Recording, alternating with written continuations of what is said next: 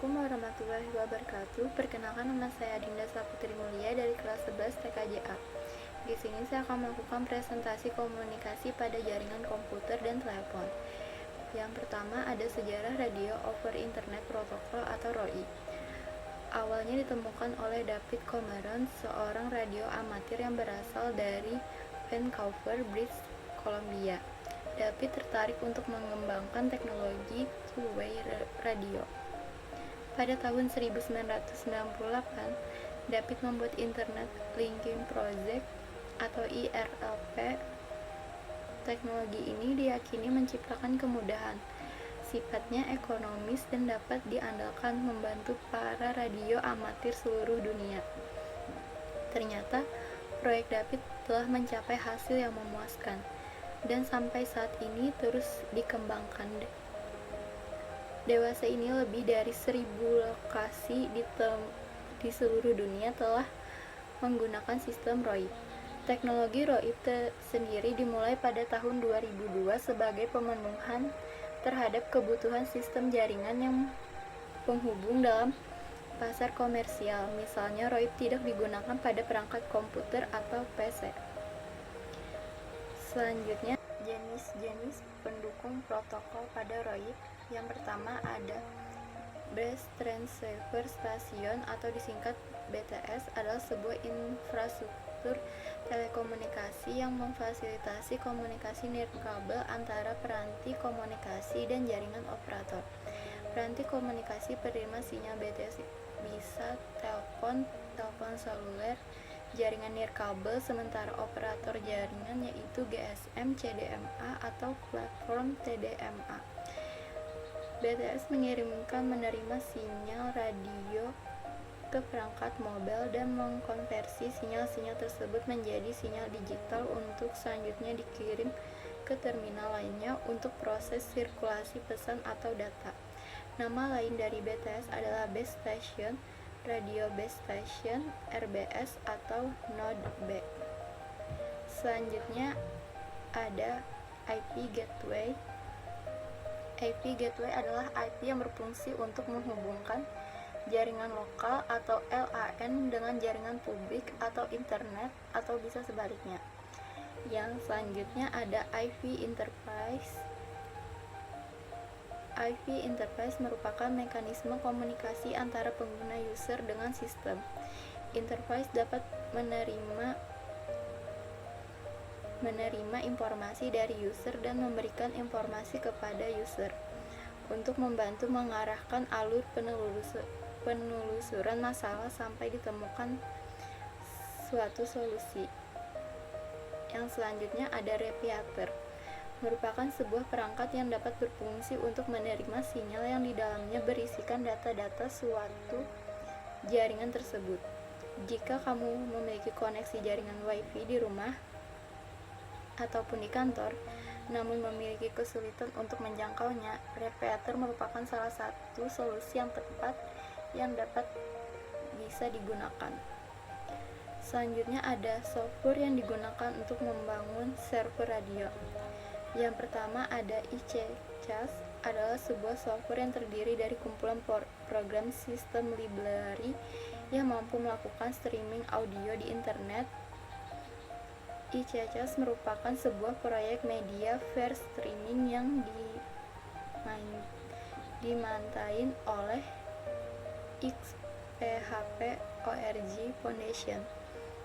ICCAS dibuat pada Desember 1998, Januari 1999 oleh Jack Moffitt dan Bharat Ragahavan untuk memberikan sebuah audio streaming server yang bersifat open source.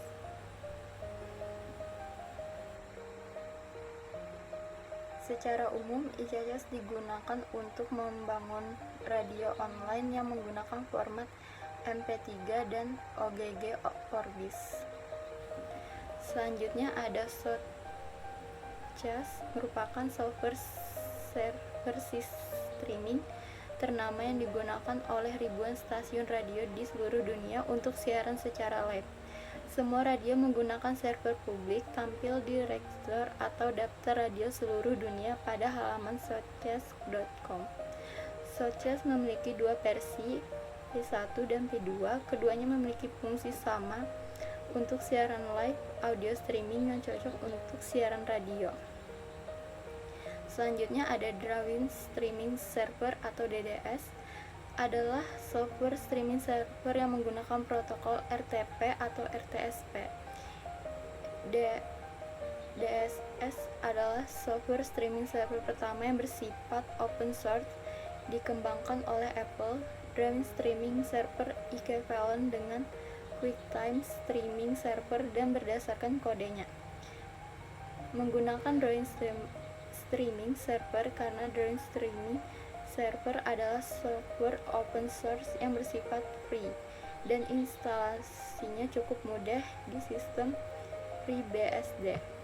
Darwin Streaming Server menggunakan protokol RTSP atau RTP dalam melakukan proses streaming file-file audio atau foto. Selanjutnya ada komunikasi pada jaringan komputer berbasis kabel atau wireline. Telepon kabel menggunakan sistem wireline. Mikrofon mengubah gelombang suara menjadi sinyal listrik dan kemudian disalurkan oleh perangkat telepon. Sinyal tersebut disalurkan melalui kabel ke pusat telekomunikasi. Selanjutnya ada kawat tembaga, digunakan dalam pembangkitan listrik, transmisi daya, distribusi daya, telekomunikasi, sirkuit elektronik, dan jenis peralatan listrik yang tak terhitung jumlahnya.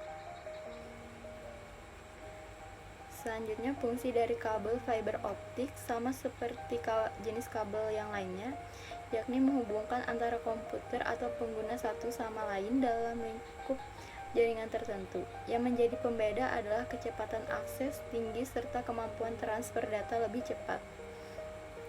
Selanjutnya ada hybrid, adalah komponen dari ujung jalur pelanggan dari jaringan telepon skala publik PSTN yang mengubah antara jalur audio 2 arah dan 4 kawat jalur 2 arah ketika digunakan dalam fasilitas siaran untuk memungkinkan penayangan penelponan. Hibrida telepon berkualitas siaran dikenal sebagai hibrida telepon siaran atau unit keseimbangan telepon. Selanjutnya ada wireless network, adalah bidang disiplin yang berkaitan dengan komunikasi antara sistem komputer tanpa menggunakan kabel. Fungsi Base Transceiver Station atau BTS adalah mengirimkan dan menerima sinyal radio ke perangkat komunikasi seperti telepon seluler, telepon rumah, dan jenis lainnya. Kemudian sinyal radio tersebut akan diubah menjadi sinyal digital yang selanjutnya dikirim ke terminal lainnya menjadi sebuah pesan atau data. Selanjutnya ada Base Station Controller. BSC adalah sebuah peralatan untuk mengontrol BTS, Base Transceiver Station. BSC itu seperti otak atau commander dari BTS. Selanjutnya ada Mobile Switch Center. MSS merupakan inti dari jaringan seluler di mana MSC berperan untuk interkoneksi hubungan pembicaraan baik antara pelanggan seluler maupun antara seluler dengan jaringan telepon kabel PSTN atau dengan jaringan data. Selanjutnya ada SMC Short Message Service Center, adalah kombinasi perangkat keras dan perangkat lunak yang bertanggung jawab memperkuat, menyimpan, dan meneruskan pesan pendek antara SMS dan piranti bergerak. SMSC harus memiliki kehandalan, kapasitas penanganan, dan throughput pesan yang tinggi. Selain itu, SMS juga dapat diklasifikasikan dengan mudah untuk mengkomunikasikan peningkatan permintaan SMS dan jaringan yang ada. Sekian dari saya. Wassalamualaikum warahmatullahi wabarakatuh.